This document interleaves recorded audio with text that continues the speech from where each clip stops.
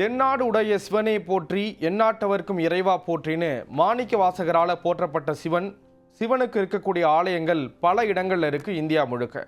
இதில் வித்தியாசமான சிவலிங்கங்கள் எங்கே இருக்குது அப்படிங்கிறத தான் இந்த வீடியோவில் பார்க்க போகிறோம். முதல்ல கேதாரேஸ்வர் குகை மண்டபம்.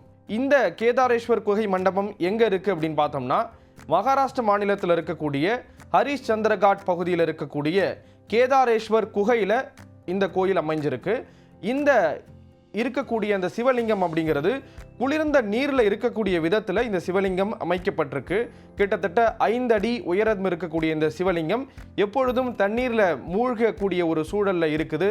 இது பிரபலமான ஒரு சிவலிங்கமாக இருக்கக்கூடிய ஒரு சூழலில் இந்த சிவலிங்கத்தை சுற்றி 4 தூண்கள் இருந்திருக்கின்றன.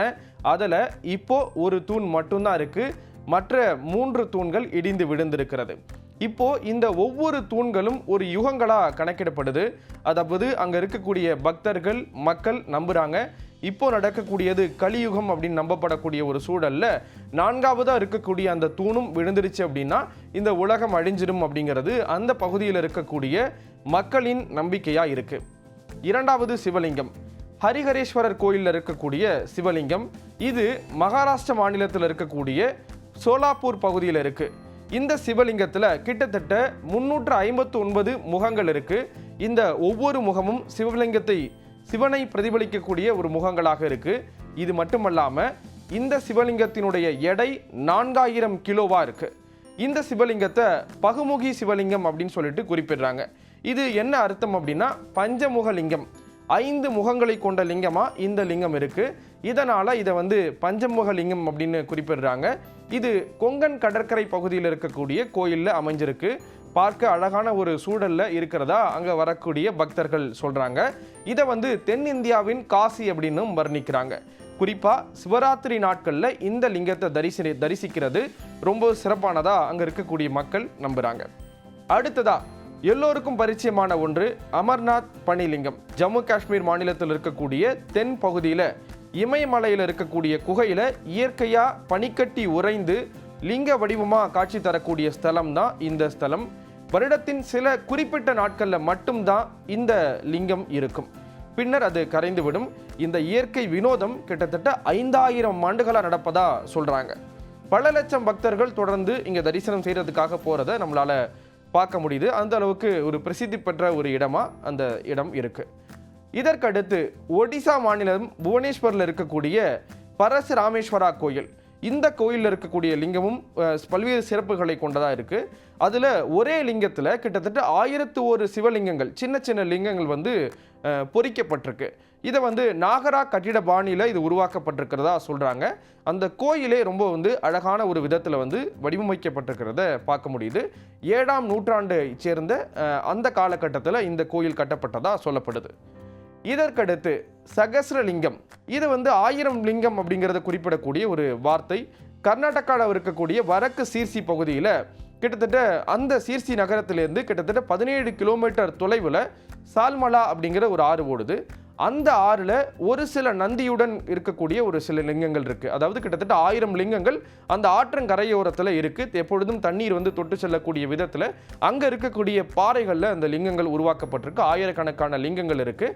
அதில் ஒரு சில லிங்கங்களில் நந்திகளும் இருக்கிற மாதிரி அந்த கட்டிடம் அந்த விஷயம் செய்யப்பட்டிருக்கிறத பார்க்க முடியுது.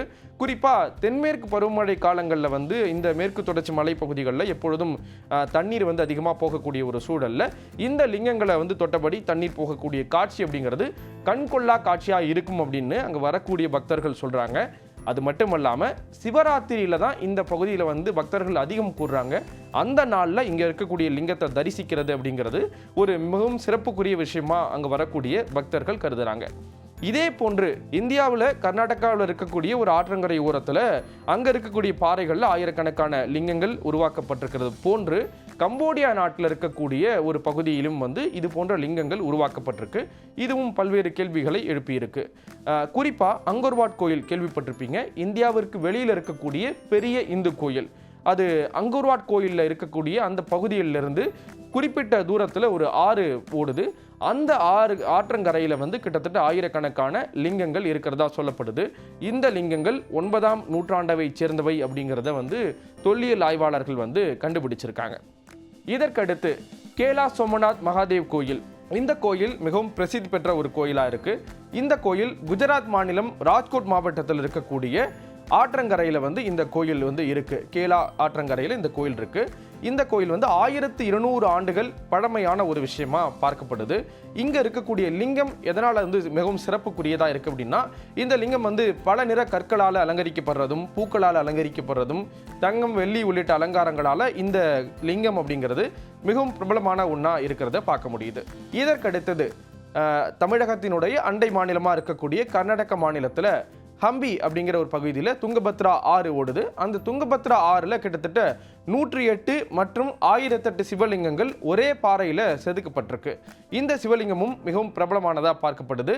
இது விஜயநகர அரசர் காலகட்டத்தை சேர்ந்ததாக தொல்லியல் ஆய்வாளர்கள் கண்டுபிடிச்சிருக்காங்க. 108, 1008 அப்படிங்கிறது சிவபெருமானினுடைய புனித நாமங்களாக நம்பப்படக்கூடிய ஒரு சூழலில் அதனுடன் தொடர்புடையதாக இந்த லிங்கங்கள் இருக்கிறதா நம்பப்படுது.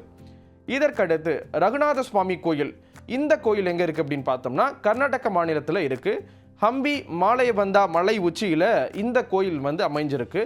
இந்த கோயிலினுடைய காலகட்டம் அப்படின்னா விஜயநகர காலகட்டத்தில் இந்த திருத்தலம் கட்டப்பட்டதாக நம்பப்படுது. இந்த ரகுநாத சுவாமி கோயிலில் அங்கே இருக்கக்கூடிய லிங்கங்கள் தனித்துவமானவையாக இருக்குது. அதுக்கான காரணங்கள் என்னென்னா, அங்கே இந்த லிங்கங்கள் மட்டுமல்லாமல் ராமர், சீதை, அனுமர், லக்ஷ்மணர் உள்ளிட்டோர்களுடைய சிற்பங்களும் அங்கே அலங்கரிக்கப்பட்டிருக்கு. அதனால் ராம பக்தர்கள் அதிகம் வரக்கூடிய ஒரு விஷயமா அந்த லிங்கங்கள் இருக்கக்கூடிய கோயில் இருக்குது.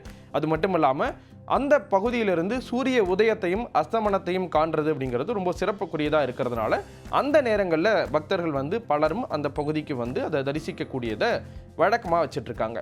அடுத்ததாக தஞ்சை பெரிய கோயில். எல்லோருக்கும் தெரிஞ்ச ஒரு விஷயம்னா லிங்கம், அங்கே இருக்கக்கூடிய லிங்கம் உலக அளவில் பிரசித்தி பெற்ற ஒரு லிங்கமாக இருக்குது. தஞ்சை பெரிய கோயிலினுடைய லிங்கம் கோயிலுக்குள் இருக்கக்கூடிய பிரதிஷ்டை செய்யப்பட்ட உலகின் மிகப்பெரிய சிவலிங்கமாக இது கருதப்படுது. பல ஆலயங்கள் சோழர் ஆட்சி காலத்தில் கட்டப்பட்டிருக்கிறது நமக்கு தெரியும். அதில் ஒரு மைல்கல்லாக தான் தஞ்சையில் இருக்கக்கூடிய பெரிய கோயிலாக இருக்கட்டும், அதே போன்று கங்கை கொண்ட சோழபுரம் கோயிலாக இருக்கட்டும், சமீபத்தில் ராஜேந்திர சோழனுடைய அந்த பிறந்தநாள் விழா கொண்டாடப்படக்கூடிய ஒரு நிலையில் அது சார்ந்த விஷயங்கள் எல்லாம் பேசுபொருளாக்கி இருந்தது. சோழர்களுடைய கட்டிடக்கலை, சிவனுக்காக அவர்கள் அர்ப்பணித்த அந்த கட்டிடக்கலை அப்படிங்கிறது பேசுபொருளானது. குறிப்பாக தமிழகத்தின் பல பகுதிகளிலையும் சிவாலயங்கள் இருக்கிறத நம்மளால் பார்க்க முடியும். குறிப்பாக டெல்டா பகுதிகளில் சிவாலயங்கள் அப்படிங்கிறது ரொம்ப அதிகமாக இருக்கிறதையும் நம்மளால் பார்க்க முடியும். இந்த நிலையில தான் இப்போது நம்ம சிறப்புக்குரிய லிங்கங்களாக வினோதமான விசித்திரமான அழகான லிங்கங்கள் தொடர்பான இந்த தகவல்களை நம்ம பார்த்தோம். இது மட்டுமல்லாமல் சிவாலயங்கள் அப்படின்னு பார்க்கும் பொழுது பஞ்சபூத ஸ்தலங்கள், தமிழகத்தில் இருக்கக்கூடிய பஞ்சபூத ஸ்தலங்கள் அப்படிங்கிறது மிகவும் முக்கியமான ஒன்று. உங்கள் எல்லோருக்கும் தெரிஞ்ச ஒரு விஷயம் தான், இருந்தாலும் நினைவுபடுத்த விரும்புகிறேன். அதில் நிலத்தை குறிக்கக்கூடிய காஞ்சிபுரம் ஏகாம்பரநாத கோயில், இதுவும் பிரசித்தி பெற்ற ஒரு தலமாக இருக்குது. அதே போன்று நீரை குறிக்கக்கூடிய திருவானைக்காவல் ஜம்புகேஸ்வரர் கோயில், இதுவும் பார்க்க வேண்டிய ஒரு விஷயமா கோயிலாக இருக்குது. அதே போன்று அக்னிஸ்தலம்னு சொல்லப்படக்கூடிய திருவண்ணாமலை அருணாச்சலேஸ்வரர் கோயில், அடுத்ததாக காற்றை குறிக்கக்கூடிய காளகஸ்தீஸ்வரர் கோயிலாக இருக்குது. இது மட்டும் இல்லாமல் ஆகாயத்தை குறிக்கக்கூடிய சிதம்பரம் நடராஜர் கோயில், இப்படி ஒரு பக்கம் இருக்கக்கூடிய நிலையில் மயிலையே கைலை அப்படின்னு சொல்லிட்டு குறிப்பிடுவாங்க. மயிலையே கைலையே மயிலை அப்படின்னு குறிப்பிடுவாங்க. ஆடும் மயிலாய் உருவெடுத்து அன்று இறைவன் திருத்தால் நாடி அர்ச்சித்த நாயகியாய் நின் நாமங்களை பாடி உருகி பரவசமாகும் அப்பாங்கருள்வாய் காடனுவே பொழில் சூழ் மயிலாபுரி கற்பகமே அப்படின்னு சொல்லிட்டு கற்பகாம்பால போற்றக்கூடிய அந்த வரிகள் குறிப்பிடுவாங்க. மயிலாப்பூரில் இருக்கக்கூடிய கபாலீஸ்வரர் கோயில், இப்படி தமிழகத்தின் பல பகுதிகளிலையும் சிவாலயங்கள் அப்படிங்கிறது ரொம்ப சிறப்புக்குரிய ஒரு ஆலயங்களாக இருக்கிறத பார்க்க முடியுது. இந்த சூழலில் தான் இப்போ நம்ம பார்த்த இந்த காட்சிகள், இந்த சிவலிங்கங்கள் அப்படிங்கிறது வித்தியாசமான சிவலிங்கங்கள் அப்படிங்கிறதும் பேசு பொருளாக்கி இருக்குது. பார்க்க வேண்டிய ஒரு விஷயமா இருக்கிறத பார்க்க வேண்டியது இருக்குது.